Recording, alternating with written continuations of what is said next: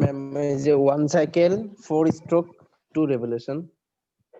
তাহলে কি আমরা 4 স্ট্রোক ইঞ্জিনের এই লাইনটা এমনি বুঝছি? এখানে 4টা পিস্টন মুভমেন্ট হয়, এজন্য দুইবার ইঞ্জিন ঘুরে এবং এটাতেই একটা চক্র হয়। মানে তোমরা বলতে পারো যে দুইবার ইঞ্জিন ঘুরলে একটা চক্র কেন, আমরা একবার ইঞ্জিন ঘোরানোকে একটা চক্র বলবো।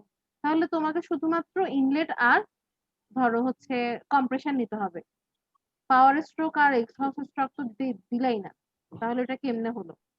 ঠিক আছে, মানে 4টা মিলেই একটা চক্র, এই 4টাই বারবার রিপিট করে নিজেদেরকে।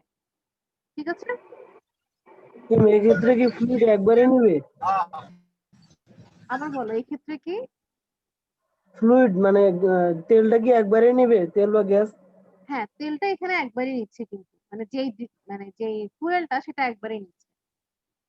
দেখো মানে 4টা আমার স্ট্রোকের তো মধ্যে একটা স্ট্রোকেই তো তোমার ইনপুট আসতেছে, বাকি 3টাতে তো আবার ফুয়েল নিচ্ছ না, তাহলে একবারই ফুয়েল নিচ্ছে এই 4টার মধ্যে। পরের বার যখন আবার আবার সাইকেলটা অফ হয় তখন আবার একবার নিবে, তারপর পরের 4বারের মধ্যে আবার একবার নিবে। ঠিক আছে, আচ্ছা। তো তোমরা হচ্ছে কে কে রিড আউট করবা, তাড়াতাড়ি বলো। আরিয়ান, বেলাল আছো? জি ম্যাম আছি। তোমার প্রত্যেকটা বায়োলের উপরে এত ডিজাইন করা কেন? ম্যাম ওটা আমার ফেসবুক আইডি।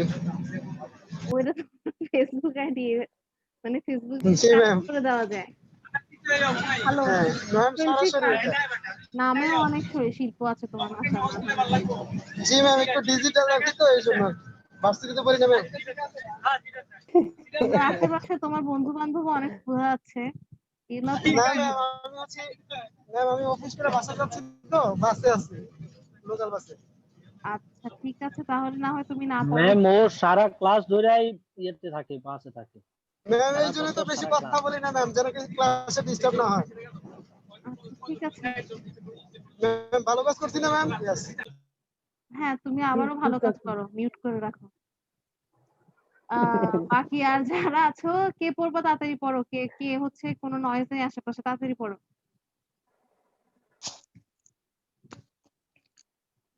ম্যাম তাহলে আমি পড়ি। পড়ো, কেউ তো আগে আসতেছে না, তুমি পড়ো তাহলে, সুন্দর করে পড়ো। Working principle of the engine.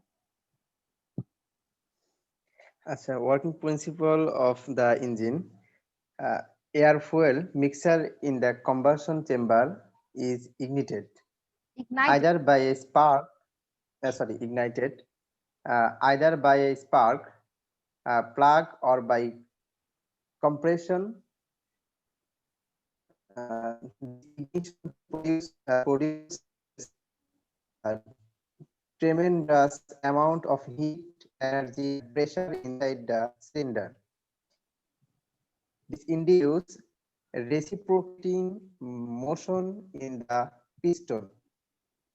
Power of the piston is transmitted to a crankshaft which undergoes rotary motion. Rotary motion is ultimately transmitted to the wheels of the vehicle via a transmission system to produce population in the vehicle. Very good Anas, খুব সুন্দর করে পড়েছো। তো এখানে যদি ভেঙে ভেঙে বলি, এখানে না বোঝার কোনো কারণ নাই। দেখো, air fuel mixture in the combustion chamber is ignited, মানে যে কোনো ইঞ্জিনের ক্ষেত্রে, কম্বাশন ইঞ্জিনের ক্ষেত্রে এয়ার আর ফুয়েল, শুধু ফুয়েল নিলে হবে না, এটা মাথায় রাখবা যে শুধু ফুয়েল নিলে হবে না, কারণ অক্সিজেন জ্বলতে সাহায্য করে, তো অক্সিজেন ছাড়া আগুন জ্বলবে না, নিভে যাবে। তো এয়ার ফুয়েল মিক্সচারটাকে ওই যেখানে একটা কম্বাশন চেম্বার থাকে, যেখানে কম্বাশনটা হয়, এই যে এখানে এই চেম্বারটা, এই সিলিন্ডারটা, সেখানে আগুনটা জ্বালিয়ে দেওয়া হয়, হয় স্পার্কের মাধ্যমে in case of SI engine মানে স্পার্ক ইগনিশন ইঞ্জিন, অথবা কম্প্রেশনের মাধ্যমে in case of CI engine.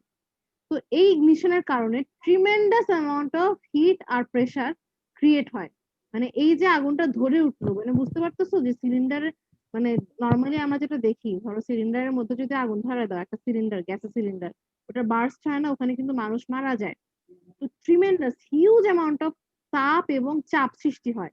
তো ওই চাপটা তো কোথাও যেতে পারতেছে না, এখান থেকে সিলিন্ডারটাকে আছে শুধু পিস্টন, এবং তুমি মনে করো পিস্টনের এক পাশে তুমি বসে আছো, এটা ওইটাকেও ঠেলে নিচে নামায় দেয় যাতে তুমি উপরে উঠে যাও, পিস্টন নিচে নেমে যায়। ঠিক আছে? তো এরকম করে সাফিসিয়েন্ট প্রেসারটা ক্রিয়েট হয়। তো এর ফলে এই পিস্টনে একটা রেসিপ্রোকেটিং মোশন ক্রিয়েট হয়, মানে উপরে নিচে ওঠানামা টাইপের একটা মোশন ক্রিয়েট হয়। তো ফাইনালি এই পিস্টনের যে পাওয়ারটা সেটা ক্র্যাঙ্কশ্যাফটে চলে আসে, ক্র্যাঙ্কশ্যাফটটা ঘুরে, আর এই ঘূর্ণনটাই ultimately wheels of the vehicle, vehicle মানে যে কোনো যানবাহন, যানবাহনের চাকায় চলে আসে via a transmission system to produce propulsion in the vehicle, মানে propulsion মানে হচ্ছে গতি, মানে যাতে করে ভেহিকেলটা গতি আসে। ঠিক আছে? ম্যাম, একটা হুম একটা ওয়ার্ড ম্যাম, আমরা বলো। ছোট থেকে পড়ে আসছি যে মানে ভাইকল, মানে যানবাহনের যে এটা ওয়ার্ডটা স্পেলিংটা আমরা ভাইকল শিখে আসছি, ওটা কি ঠিক আছে তাহলে না, ম্যাম? না ওটা ঠিক নাই, ওটা এটা ভেহিকল। ভেহিকেল। না আমরা তো ভেহিকলই পড়ছি। কোনো ও অসুবিধা আচ্ছা, নাই, তাহলে আমার হয়তো একটু ভুল জানতো, এটা হচ্ছে ভেহিকেল হবে। ঠিক আছে? আচ্ছা আচ্ছা আচ্ছা ঠিক আছে। ওকে।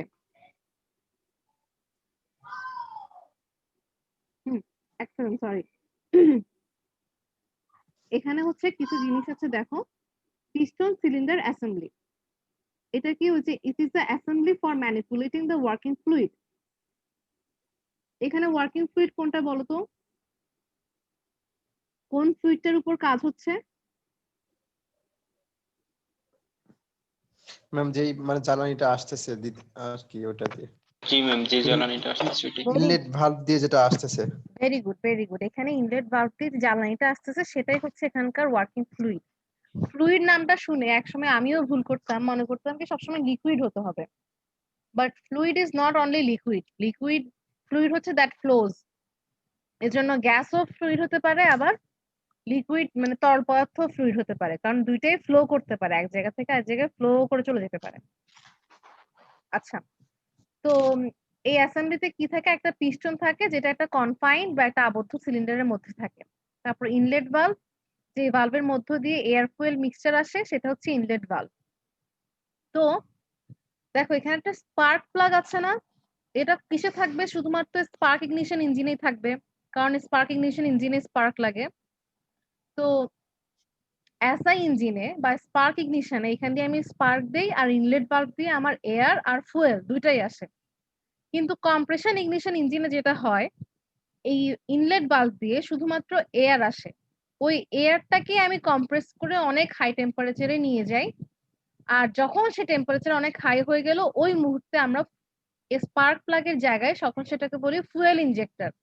ও একটু করে ফুয়েলটাকে পাঠায় ওই গরমের মধ্যে, তো গরম বাতাসের সংস্পর্শে এসে ফুয়েলটা তখন জ্বলে উঠে। বুঝা গেছে? তো সিআই একটা ইঞ্জিনের কোশ্চেন ছিল ক্ষেত্রে বলো। ম্যাম, এই যে ফ্লুইডটা জ্বলে উঠে একটা, আচ্ছা কিছু সময় দেখা যায় যে এই প্লাগটা নষ্ট হয়ে যায়, এই ধপ করে হ্যাঁ জ্বলে হ্যাঁ, ওঠার তখন কারণে আমরা কি বলি যে ইগনিশন সিস্টেম নষ্ট হয়ে গেছে, তখন কিন্তু ওটা ঠিক করাতে হয়। এই তুমি কি ধপ করে বলতেছো ধপ জ্বলে করে বারবার জ্বলে ওঠার জ্বলে কারণে ওঠার নষ্ট জন্য? হয়ে যায় কিনা? জি জি। ধপ করে জ্বলে ওঠার কারণে নষ্ট হয় না। নষ্ট হয় যদি কোনো একটা ম্যানুফ্যাকচার করতে গেলে বা কোনো অন্য কোনো কিছু, কারণ ওকে তো বানানোই হয়েছে ধপ করে জ্বলে ওঠার জন্য। ওর কাজই তো হচ্ছে ও আগুনটা জ্বালাই দিবে, আর সবসময় প্রত্যেক সাইকেলে একবার একবার জ্বালানিটা ধপ করে জ্বলে উঠবে। তো তখন ও যদি এটার কারণে নষ্ট হয়ে যায়, তাহলে তো প্রথমবারই নষ্ট হয়ে গেল। নষ্ট হয় যদি ধরো আমার বানাতে কোনো একটা অসুবিধা হয়, বা সময়ের সাথে আস্তে আস্তে কোনো একটা, ধরো এখানে ভোল্টেজ সোর্সের ব্যাপার থাকে, ধরো হয়তো কোনো কিছু গলে গেছে, খুব তাপে কোনো কিছু একটু গলে গেছে, বা কোনো প্রবলেম হয়েছে, জং ধরে গেছে, এই সেই কারণে হয়তো নষ্ট হতে পারে। কিন্তু ইগনিশন সিস্টেমে দিলে কি হয় জানো, যে তুমি চাকা ঘুরাতে থাকবা কিন্তু গাড়ি স্টার্ট হয় না, একটা সাউন্ড হয় না, একটা সাউন্ড হয়, যে জি জি। গাড়িতে দেখা যায় বিভিন্ন ধরনের, মানে মুভি টুভিতে মানে চাকা ঘোরানো হয়, মানে গাড়িটা ধরানোর চেষ্টা করানো হয়, বাট গাড়িটা ধরতে মানে ইগনাইট হয় না, মানে ধরতে চায় না আর কি, গাড়ি স্টার্ট হতে চায় না। আচ্ছা, তো আহ, এই ভালভের মধ্য দিয়ে হচ্ছে এয়ার ফুয়েল মিক্সচার আসে, অথবা কম্প্রেশন ইগনিশনের ক্ষেত্রে শুধুমাত্র এয়ার আসে। যেই আমি এয়ারটাকে কম্প্রেস করে হাই টেম্পারেচারে নিয়ে গেলাম, তখন হচ্ছে ফুয়েল ইনজেক্টর দিয়ে ফুয়েলটা আসার কারণে ফুয়েলটা তখন আগুনটা জ্বলে উঠবে এবং বার্স্ট হবে। এই বার্স্ট ভালো বার্স্ট। আচ্ছা, এক্সহস্ট ভালভ কি? এক্সহস্ট ভালভের মধ্য দিয়ে, এটা হচ্ছে আমার একটা ভালভ যেটার মধ্য দিয়ে এক্সহস্ট গ্যাসটা বের হয়ে যায়। ক্র্যাঙ্ক মেকানিজম কি? এটা একটা মেকানিজম যাতে করে পিস্টনের যে রেসিপ্রোকেটিং মোশন সেটা আমার হুম। চাকার রোটারি মোশনে কনভার্ট হতে পারে। ঠিক আছে? জি। তারপর এখানে টপ ডেড সেন্টার কি? খেয়াল করে দেখো, পিস্টনটা যখন সবচেয়ে উপরে যায় তখন পিস্টনের মধ্যে কোনো জায়গায় থাকে না, ভিতরে সিলিন্ডারের ভিতরে তখন সবচেয়ে কম জায়গা থাকে। তো এটা কিভাবে দেখানো হয়েছে? Position of piston where cylinder volume is minimum, যখন সিলিন্ডারের ভিতরে ভলিউমটা মিনিমাম। আর একই রকম ভাবে বটম ডেড সেন্টার কি? এটা সবচেয়ে নিচে নামে, এর চাইতে বেশি নিচে নামবে না, অর্থাৎ তখন তার ভিতরে ভলিউমটা সবচেয়ে বেশি ভলিউম। তো bottom dead centre is wire cylinder volume is maximum. Stroke কি? তোমাদেরকে অলরেডি বলে দিয়েছি যে টপ ডেড সেন্টার আর বটম ডেড সেন্টার এই দুটার মধ্যবর্তী ডিসটেন্সটা হচ্ছে স্ট্রোক। ঠিক আছে? তারপর ওই ক্লিয়ারেন্স ভলিউম কি? ওই যে উপরে অল্প একটু যে জায়গাটা, মানে টপ ডেড সেন্টারে অল্প একটু যে জায়গাটা থাকে সেটা হচ্ছে ক্লিয়ারেন্স ভলিউম। আর সোয়েপ, টপ থেকে বটমে আসতে যে পরিমাণ ভলিউম মানে পাস করে আসছে, বা যে পরিমাণ ভলিউম টপ আর বটমের মাঝখানে, সেটা হচ্ছে সোয়েপ্ট অর ডিসপ্লেসমেন্ট ভলিউম। তো এখানে কিছু সংজ্ঞা আছে, ছোট ছোট এগুলো দেখতে পারো। তো একই রকম ম্যাম করে ক্লিয়ারেন্স ভলিউমটা জানি কি আরেকবার যদি বলতেন, ক্লিয়ারেন্স ভলিউম। এই যে এই ছবিটা খেয়াল করো, পিস্টনটা যখন টপ সেন্টারে আছে তখন অল্প একটু জায়গা কিন্তু ফাঁকা উপরে। ঠিক আছে? এটাকে বলতেছি ক্লিয়ারেন্স ভলিউম। এটা কেন ফাঁকা? কারণ ওই যে মনে করে দেখো, ভিতরে কিন্তু গ্যাস বলো বা এয়ার বলো, যেটাই বলো, সেটাকে কম্প্রেশন স্ট্রোকে যখন আমরা নিচ্ছি, ওকে তো থাকার জন্য একটু হইলেও জায়গা দিতে হবে, তাই না? এটাকে একেবারে চাপ দিয়ে আমি কোথায় পাঠাবো? যখন আমি কম্প্রেশন করে টপ ডেড সেন্টারে চলে আসতেছি, তো কম্প্রেস হয়ে একটা জায়গা জুড়েও থাকবে না, এই ক্লিয়ারেন্স ভলিউম জুড়েও থাকে। বুঝা গেছে? ওই জায়গাটা খুবই ছোট। এই এত জি ছোট ম্যাম। হওয়াতেই কম্প্রেশন হয় এবং টেম্পারেচারটা অনেক বেড়ে যায়। এতই বেড়ে যায়, কিছু কিছু ডিজেলের ক্ষেত্রে অটোমেটিক আগুন ধরে যায়, তখন আর স্পার্ক লাগে না। যেমন ডিজেল ইঞ্জিন গুলো হয় কম্প্রেশন ইগনিশন, কম্প্রেস করলে আগুন ধরে যায়। কিন্তু পেট্রোলে কম্প্রেস করলেও আগুন ধরে না, একে আরো বেশি টেম্পারেচার দিতে হয়। এজন্য পেট্রোল ইঞ্জিন গুলাকে স্পার্ক থাকে, স্পার্ক প্লাগ থাকে। বুঝা গেছে? ওকে। তো এখানে কম্প্রেশন রেশিও একটা বলে জিনিস জানতে একটা, চাচ্ছিলাম আপনার কাছ থেকে। হ্যাঁ বলো। সেটা হচ্ছে যে স্পার্ক প্লাগ বা ইনজেক্টর যেটা, ওটাতে আমরা দেখি যে আপনার এই বিদ্যুৎ উৎপন্ন হয়, অনেকটা হাই ভোল্টেজ বিদ্যুৎ উৎপন্ন হয়। এই সিস্টেমটা একটু মানে কি পরিমাণ ভোল্টেজটা উৎপন্ন হয় এবং কিভাবে আসলে, এটাই আর কি একটু জানতে আচ্ছা চাচ্ছি। ঠিক আছে। এটা যদিও এটা শেষে একটা ছোট্ট একটা স্লাইড এটা বলা আছে, এই যে ইগনিশন সিস্টেমটা আচ্ছা। এখানে লেখা আছে।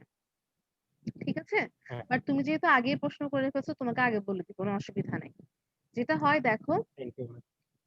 মনে করো আমাদের একটা ব্যাটারি সোর্স আছে, হ্যাঁ? জি। এখন নরমালি যদি দুইটা তার বের হয়, এই তারের মধ্য দিয়ে থাকে বাতাস। তো বাতাস যদি থাকে, আমরা জানি বাতাসের মধ্য দিয়ে কারেন্ট যায় না, বাতাস বিদ্যুৎ অপরিবাহী। কিন্তু প্রত্যেকটারই একটা সহ্য ক্ষমতা আছে। মনে করো ফিল্ড। যদি আমি খুব অল্প একটা জায়গার মধ্যে এখানে খুব হাই ভোল্টেজ দেই, খুব হাই, তখন জি জি যেটা হয় ওই বাতাসের কণাগুলা পোলারাইজড হয়ে, মানে প্লাস মাইনাস সৃষ্টি করে কন্ডাক্টিং জি হয়ে যায়, এবং একটা এখান থেকে একটা স্পার্ক যায়। ঠিক আছে? জি জি মানে এটা যেন ইলেকট্রিক ফিল্ড বাতাসের যেটা মধ্য বলি দিয়ে আমরা। হচ্ছে কারেন্ট যাচ্ছে, বাতাসের মধ্য দিয়ে। এটা আমরা কিন্তু অহরহ দেখি, মনে হচ্ছে যে কোথায় আমরা বাতাস কন্ডাক্টিং হয়ে যাচ্ছে, এটা কোথায় দেখি? এটা আমরা অহরহ দেখি।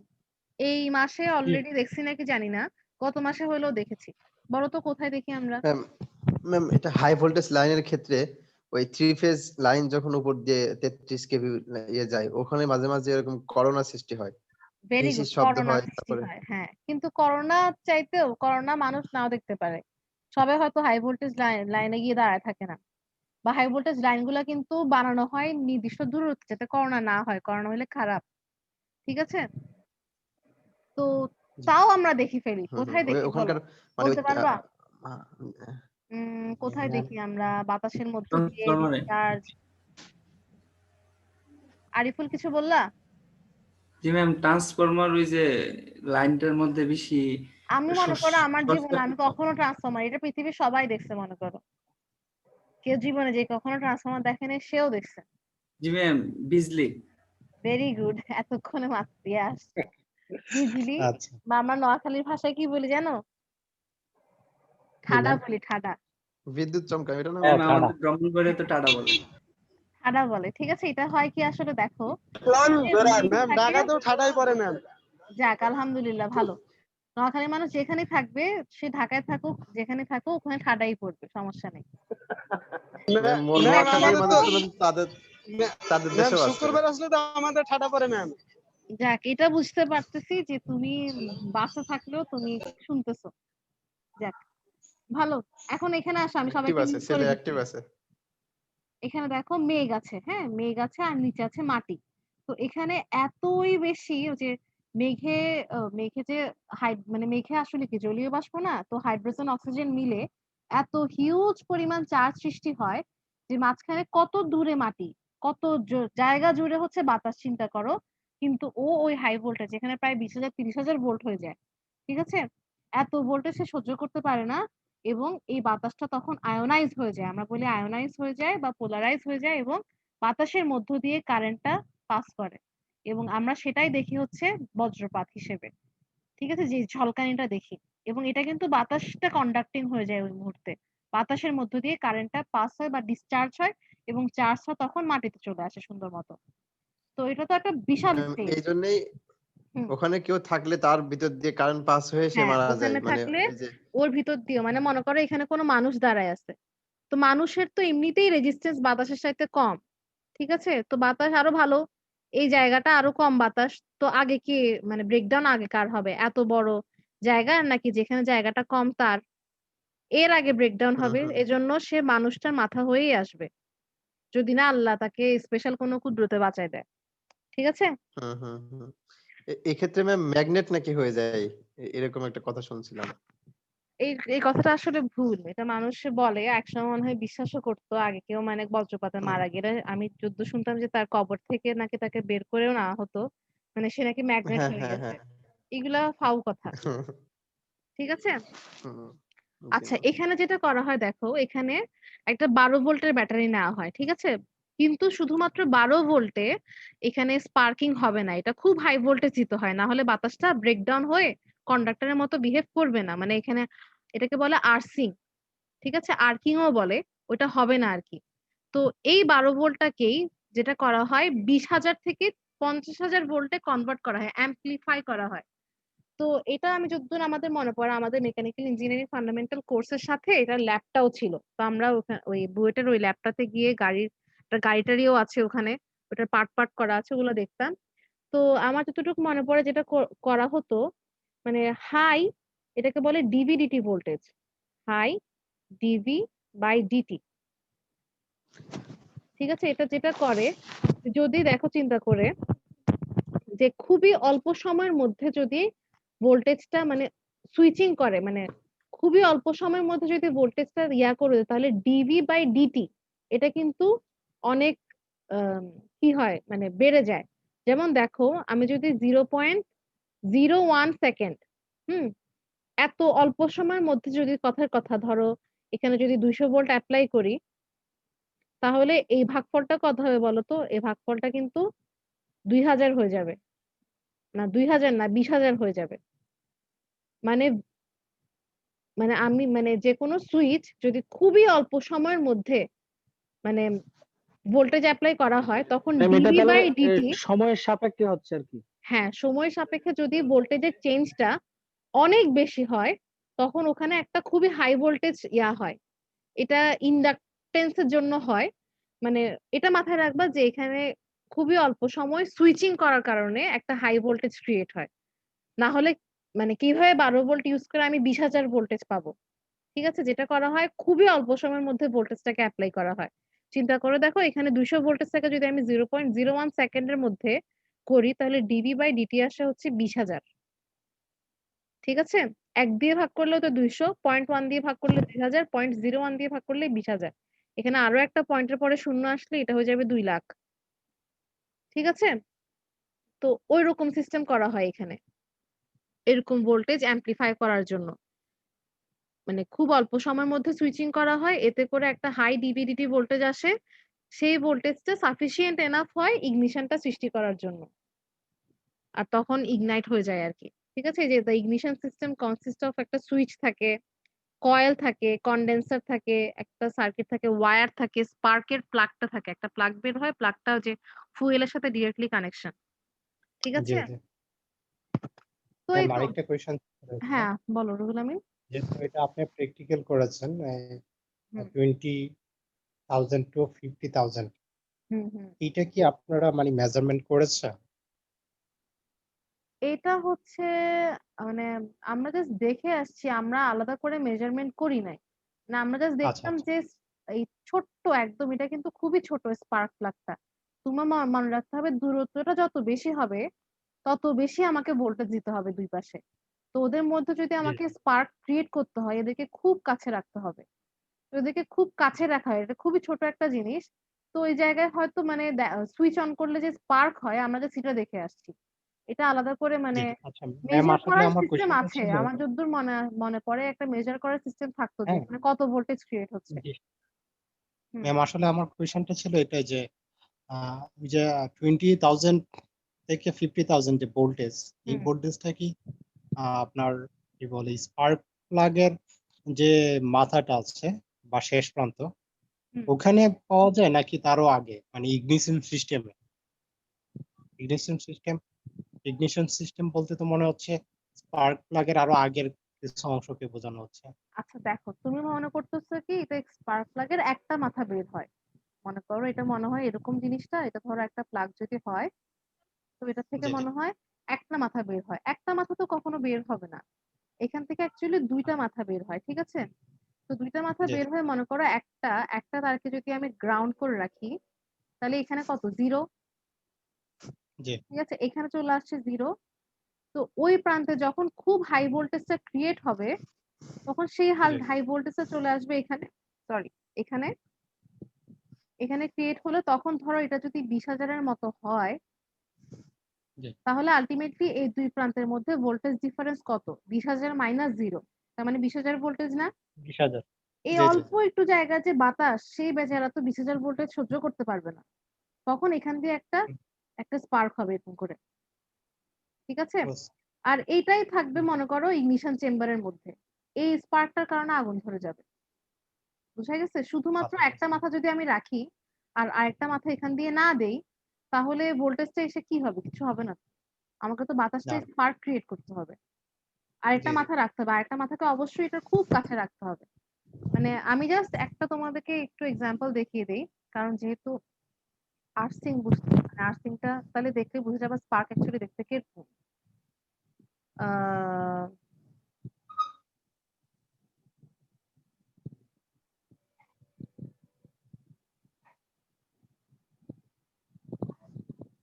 তোমাদের স্ক্রিনে এখন কি? ম্যাম, ওইটাই আছে আপনি ওটাই যেটা আছে ড্র এখনো? করলেন। আচ্ছা তাহলে আমি জি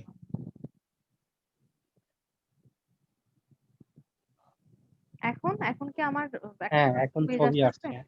এই যে দেখো, জি এই বাম পাশে একটা ছবি দেখতেছো, দুটো তার রূপরেখা চলে মাঝখানে আসছে জি ইয়া ম্যাম। হলো, জি জি। এটাই হচ্ছে আর্সিং। এটা কিন্তু হয়, এটা এমনকি আমরা যখন প্রত্যেকবার সুইচ দেই তখনও ভিতরে ছোট ছোট করে হয়। এই যে দেখো ডান এটা পাশে কি একটা, ম্যাম আর্কিং না আর্কিং? এটা আর্কিং ও বলে, আমি আমি আমার মানে অভ্যাসবশত আর্সিং বলে ফেলি, এটাকে মনে হয় আর্কিংই বলে।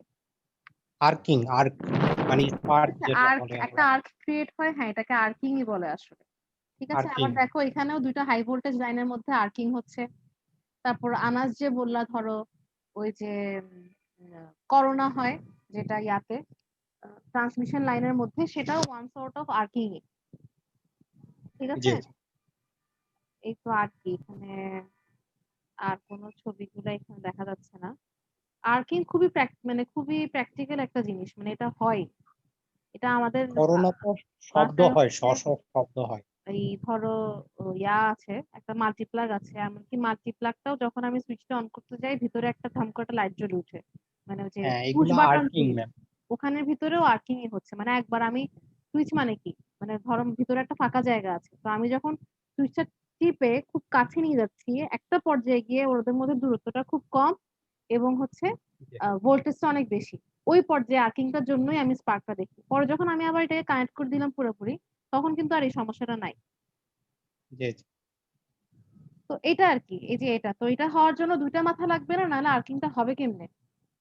না, সেটা তো অবশ্যই। স্পার্ক প্লাগ এর মধ্যেই তো ম্যাম ২ টা মাথা থাকে।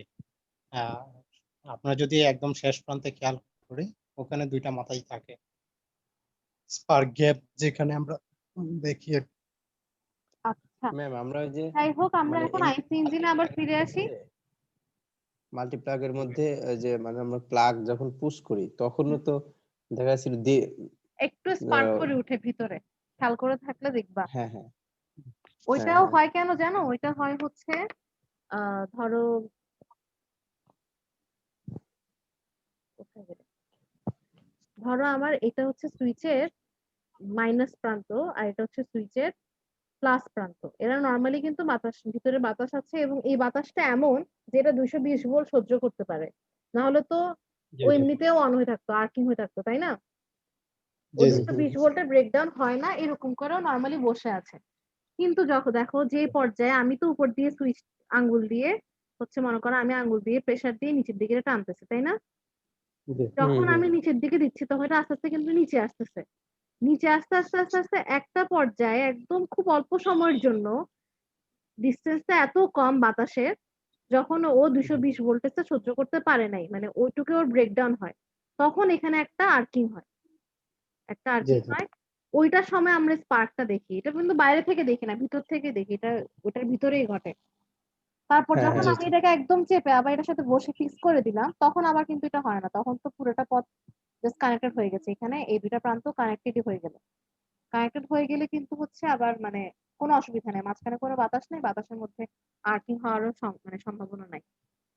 বুঝা গেছে? জি, এটা জি, সবকিছুই। জি এটা ম্যাম সুইচ হওয়ার ক্ষেত্রেও হয়। প্রত্যেকটা সুইচ কানেক্ট হওয়ার ঠিক আগের মুহূর্তে একবার ছোট্ট করে আর্কিং হয়।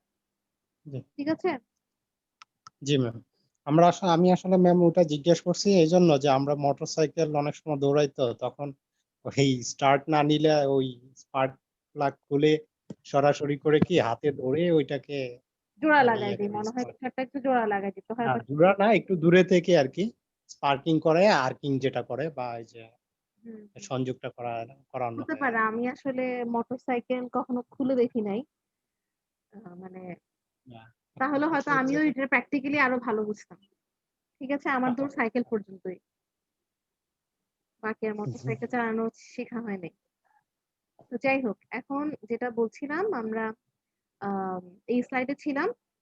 এই স্লাইডটা দেখার পর আচ্ছা দেখলাম। তারপর এই স্লাইডে জাস্ট যেটা আছে দেখো। আম সোয়েপ্ট ভলিউম বা ডিসপ্লেসমেন্ট ভলিউমটা মানে এই টিডিসি থেকে সোজা বাংলায় টিডিসি থেকে বিডিসির মাঝখানের যে আয়তন, যেটা সে একবার স্ট্রোকের সময় মানে সুইপ সরে আসে বা আ যেটুকু জায়গা যেটুকু ভলিউম সে অতিক্রম করে সেটা হচ্ছে সোয়েপ্ট ভলিউম। সেটা রিলেশনটা আমরা কিভাবে পাবো? যদি আমি সিলিন্ডারের ভিতরে ব্যাসার্ধ জানি এবং দৈর্ঘ্য জানি তাহলে সিলিন্ডারের আয়তন হচ্ছে পাই আর স্কয়ার এল। তো পাই আর স্কয়ার এল এর জায়গায় যদি আমরা আর এর জায়গায় ব্যাস জানি ডি/2 বসাই তাহলে এই সম্পর্কটা পাই। এই একটা জিনিস আমাদেরকে একটু মাথায় রাখতে হবে, একটা সংজ্ঞা কম্প্রেশন রেশিও। কম্প্রেশন রেশিওটা হচ্ছে ওই যে maximum volume divided by minimum volume. তো ম্যাক্সিমাম ভলিউমটা কখন হবে? যখন সে বিডিসি তে থাকে। আর মিনিমাম ভলিউম কখন হবে? যখন সে টিজিডিসি মানে টপ ডেড সেন্টারে থাকে। তাহলে দেখো টপে আমি এটাকে বলছি ক্লিয়ারেন্স ভলিউম। আর যখন সে ম্যাক্সিমামটা কি হবে একটু একটু খেয়াল করে দেখো তো। এটা হচ্ছে ধরো ক্লিয়ারেন্স ভলিউম। আর এখান থেকে এখানের ভলিউমটা হচ্ছে ভিএস। তাহলে টোটাল ভলিউমটা কি হবে? টোটাল ভলিউমটা হবে ভিসি প্লাস ভিএস না?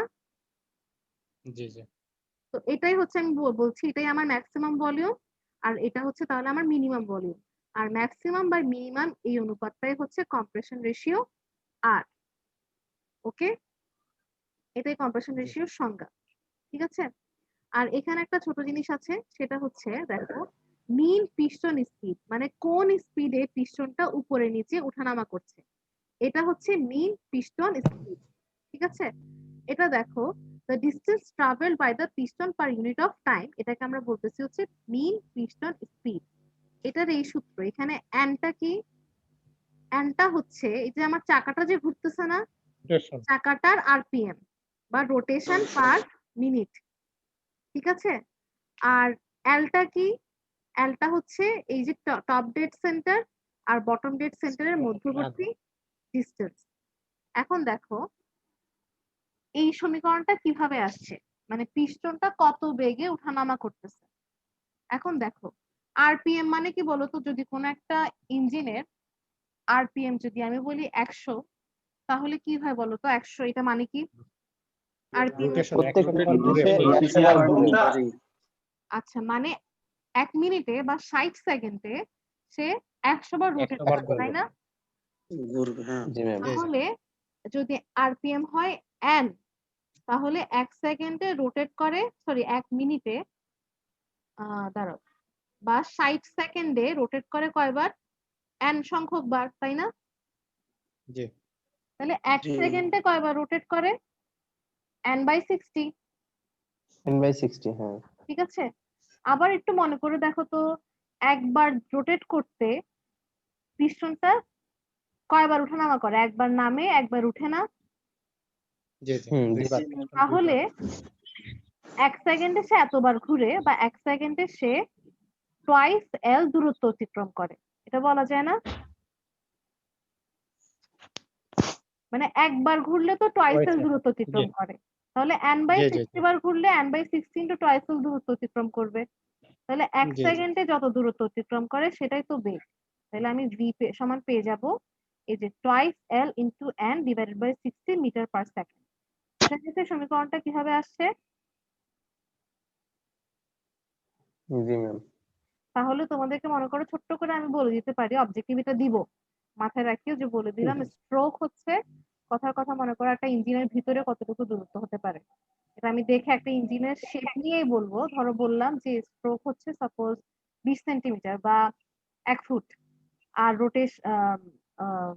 মেকানিক্যাল স্পিড বা আরপিএম হচ্ছে ধরো 60 আরপিএম, ঠিক আছে? 1 মিনিটে সে 60টা রোটেশন দেয়, তাহলে পিস্টনটা মিন কত স্পিডে ওঠানামা করে? তো এই সূত্র দিয়ে সুন্দর মতো পিস্টনের স্পিডটা বের করে নিবা। ওকে, ঠিক আছে। আচ্ছা।